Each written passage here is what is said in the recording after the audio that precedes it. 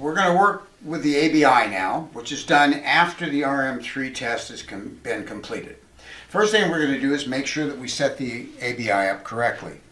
First of all, we take the power supply. It looks like this. Do not plug in any power supply that doesn't have this light here. This will be green when it's plugged in and look like this. Because if you plug the wrong power supply into these ABIs, you can pop a fuse or burn out a battery very quickly.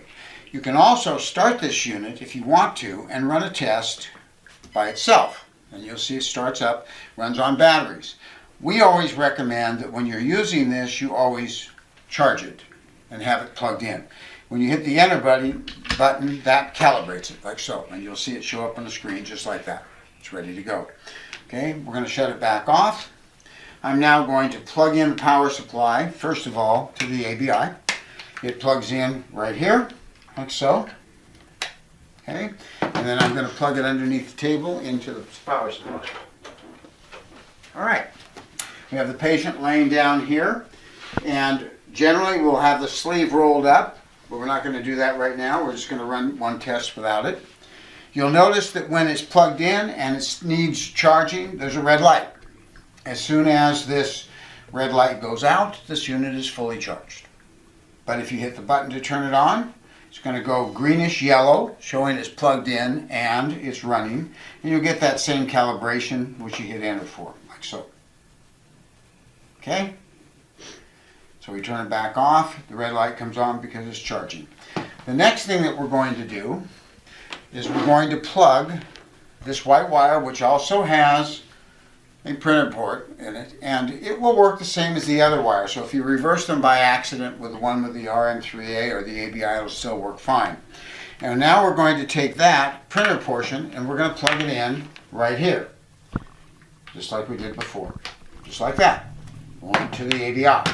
Now we're going to plug this in to the computer itself, which I don't really need to show you much, just to one of the 8 USB ports. And we're going to turn it on. You notice there was no beep, but when you turn it on, you're going to get the machine telling you that that unit was picked up. Okay? Now, we have 3 blood pressure cuffs. This machine is ready to go. The calibration here, as you see, needs to be run, so we click this enter button. All right?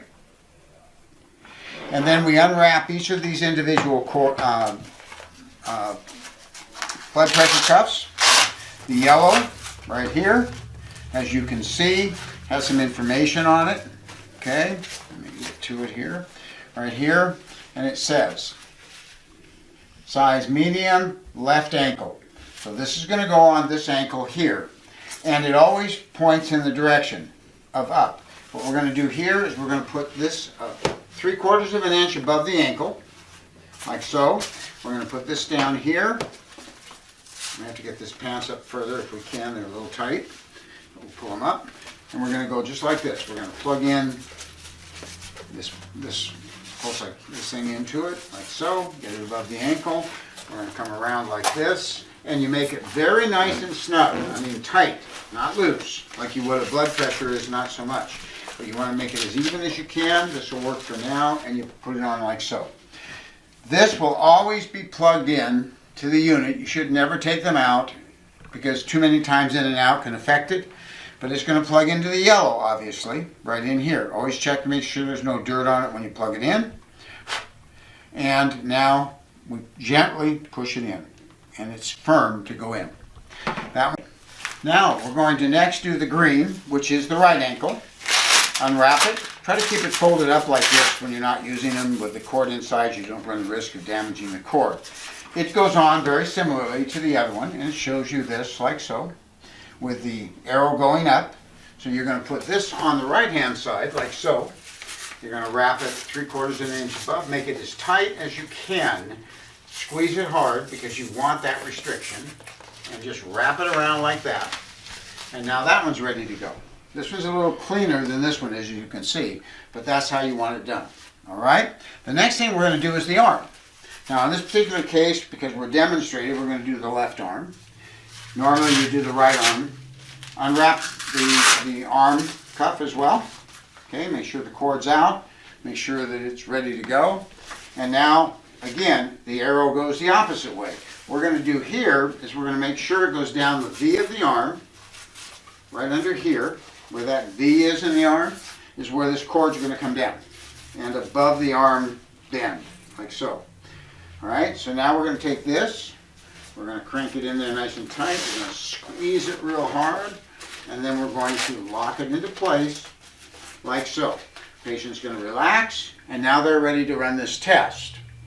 Now from here, we're going to go to the computer and re-enter the patient's identification information. But before we do that, understand that you now plug in the green to the green, just like we did the yellow, the red to the red, just like we did. Be very careful with them, like so. Okay, and we're ready to go. Now we're going to go to the computer and we're going to go ahead and enter the data on the patient. Now we're going to enter the patient's information into the computer, and it's done exactly the same way you would be entering the same data information with the same screens on the RM3A, which we had not shown you. So you'll duplicate this for the RM3A as well. But right now, I'm going to add a test patient. Now for demonstration purposes, first thing I'm going to do is delete this patient, because we don't need it, and I'm going to enter a new patient so you can see how it's done. Hit the Add Patient button right up here, add the patient's first name, test patient, okay, male or female, it's male, we're going to go 10/24 tab 1949, okay. And now we're ready to go ahead and enter this patient into the system. We hit save and up comes the next screen. We're going to put in the patient's height. We're going to put 5 foot, 10 inches, and you can do 5, tab 10. Click over on the weight, 160 as an example. And then we're going to go ahead and put their exercise level at 2 to 4 hours. In this particular case, we're going to hit save. We're now ready to run this test. Now, the patient's laying down, they're comfortable, we've looked at the cuffs, they look good, we're ready to run this test. We tell the patient, go ahead and relax, don't move around, and we'll run this test for you. We click the start button, and the test will begin.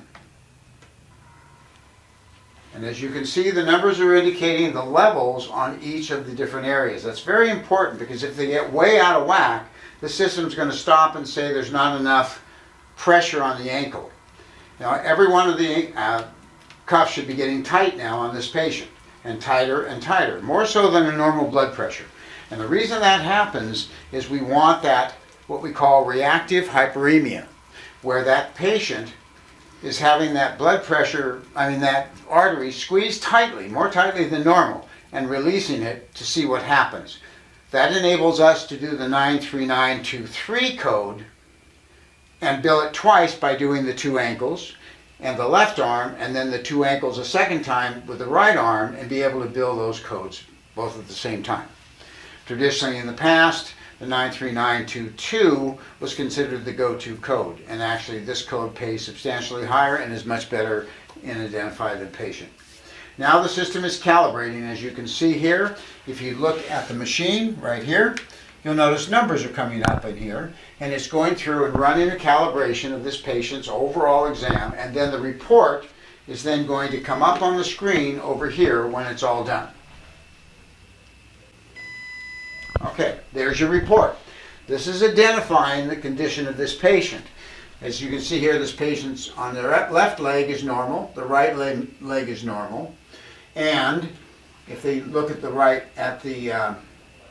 the other figures, the arm is normal as well. Everything is normal on the system. And you can go to the next page of this report, and you can actually print this report by clicking the print button. And there's your report.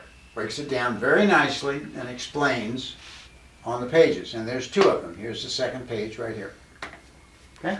These are your graphs telling you whether they're in the normal range or the lower range, upper extremity, lower extremity. So that's the ABI test. If you're going to build 2 units, which you should do when you're running this test, you would now stop this test just like it is here. You'd be done. You'd have that report already there for you. you'd go ahead and click that patient again, and you would simply take this blood pressure cuff right here, and you would move it over to the right arm, tighten it down nice and tight. I'm not going to do it in this presentation because it's super easy. Just take this, unravel it, put it over here, nice and tight, and then you're going to run this test a second time. You don't have to re-enter the data or anything, because the first one, when you save it to your file, is going to say left arm, and the next one will say right arm, and that'll give you the 2 units that you'll be able to build. So I begin the test again, like so. I hit start measurement, and it's going to bring the screen up so you know what's there, and it's going to start it again right here. Now I'm not going to run it again, but it'll run exactly the same report, the same system, but it'll do it for the left arm with the 2 ankles.